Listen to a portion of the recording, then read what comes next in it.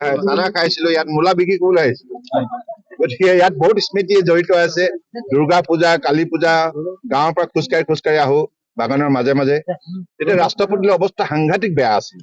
বাগানৰ হওক, গাঁও হওক, চহৰৰ হওক, ৰাস্তা পদূলি যদি ভাল হৈছে, সঁচা কথা কবলৈ গলে বিজেপি নেতৃত্বাধীন NDA চৰকাৰৰ দিনত হৈছে, বিজেপি নেতৃত্বাধীন মিত্ৰজোঁটৰ চৰকাৰৰ দিনত হৈছে, অসমতো হৈছে, গোটেই ভাৰতবৰ্ষৰ বিভিন্ন প্ৰান্তত হৈছে।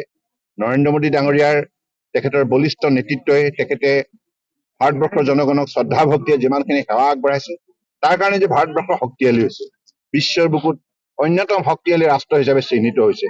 অসমৰ বুকুতো বিজেপি নেতৃত্বাধীন AGP, UPPL যিখন চৰকাৰ আছে, এই চৰকাৰখনে নিষ্ঠাৰে কাম কৰি আছে। চাহ বাগিচা হওক বা গাঁও হওক, বৰাক ব্ৰহ্মপুত্ৰ, পাহাৰ ভৈয়াম, চহৰ, সকলো মানুহৰ প্ৰতি সমদৃষ্টিৰে কাম কৰাৰ বাবে আজি সকলো দিশতে আজি যেনেধৰণে উন্নতি সম্ভৱ হৈছে, যাৰ বাবে আজি অসমেও ভাৰতবৰ্ষৰ বুকুত নিজৰ সুকীয়া পৰিচয় আজি দাঙি ধৰিবলৈ সক্ষম হৈছে।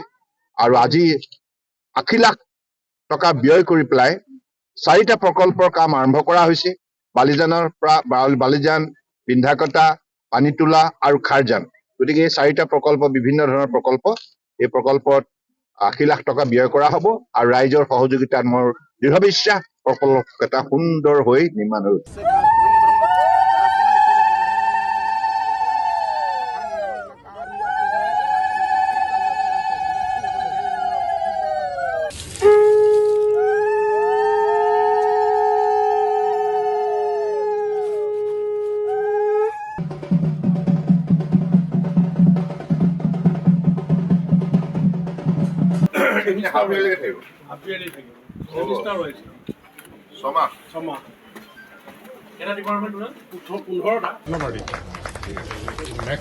খানা খাইছিলো, ইয়াত মূলা বিক্ৰী কৰিবলৈ আহিছিলো।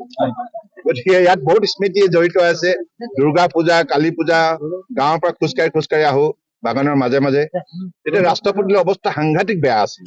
বাগানৰ হওক, গাঁও হওক, চহৰৰ হওক, ৰাস্তা পদূলি যদি ভাল হৈছে, সঁচা কথা কবলৈ গলে বিজেপি নেতৃত্বাধীন NDA চৰকাৰৰ দিনত হৈছে, বিজেপি নেতৃত্বাধীন মিত্ৰজোঁটৰ চৰকাৰৰ দিনত হৈছে, অসমতো হৈছে, গোটেই ভাৰতবৰ্ষৰ বিভিন্ন প্ৰান্তত হৈছে।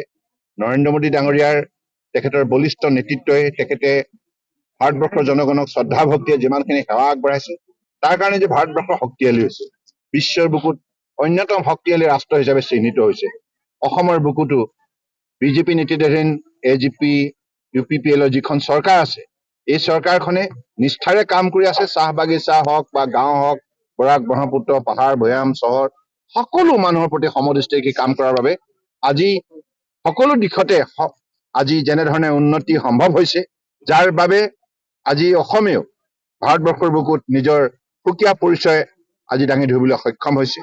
আৰু আজি 80 লাখ টকা ব্যয় কৰি পেলাই 4টা প্ৰকল্পৰ কাম আৰম্ভ কৰা হৈছে।